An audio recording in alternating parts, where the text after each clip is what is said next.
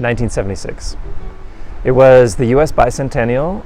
It was the election of Jimmy Carter in the United States. I think Pierre Trudeau was the Prime Minister of Canada, and I think that Skylab was launched by NASA around then, sort of. Probably when I broke this thumb playing baseball. The birth of my children, I'd say. Arthur Rubinstein. No, come on. That's too hard. Oh, again, too hard. The best part of my job is that I don't have to have favorites. I can have one favorite one day and another favorite the next day. I've got some famous musicians in my cell phone, but that makes sense because I'm a musician.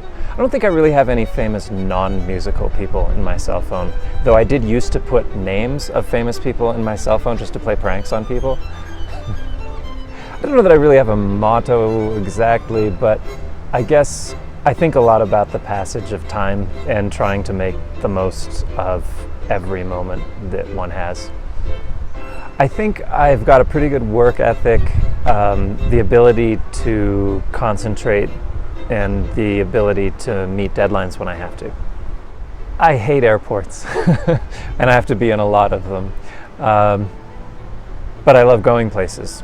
So I hate mushrooms, can't stand them. My superpower, well, if I told you, it wouldn't be a secret anymore. I wish I had invented, or I wish I could invent, a fusion reactor so we'd have unlimited power, and think of the things we could do with that.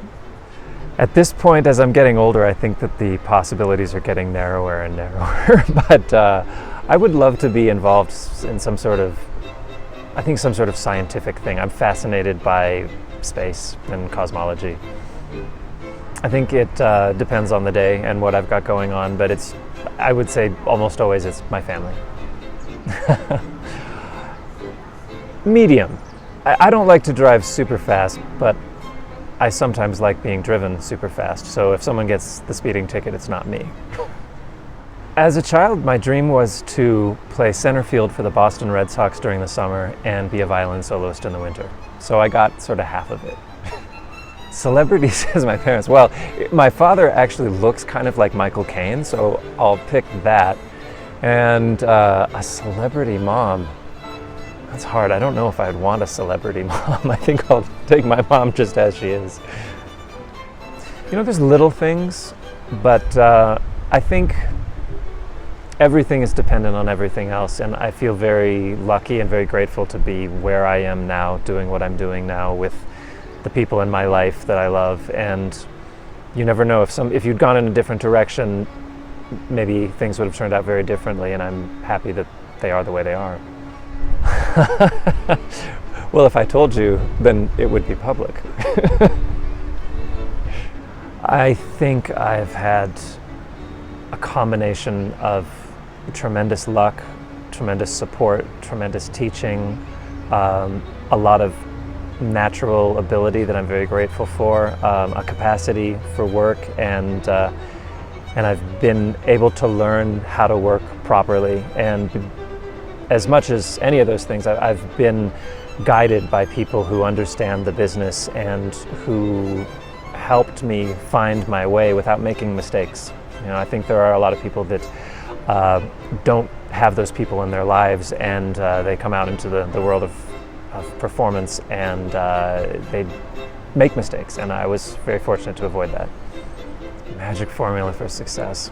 You know, I think that there's no magic formula, and it's funny how everybody's formula is a little bit different, but I think you very rarely, if ever, find people that don't have a lot of commitment, work ethic, the capacity to practice and to concentrate, and a real true desire. It's very hard to succeed at something that you don't love, but on the other hand, there are a lot of people that love it and work very hard that don't achieve that success. So it's a bit of a mystery. Sure.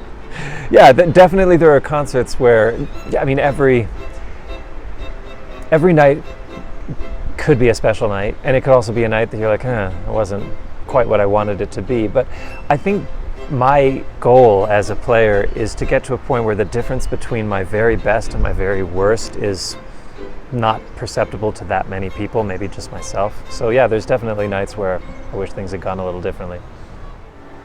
I'm an optimistic person, and I think that classical music has a great future because I think it will always mean so much to the critical number of people that they will do whatever it takes to maintain it and to make sure that it flourishes. You know, it's one of the great legacies of who we are as human beings, and one of the things we should continue to celebrate forever.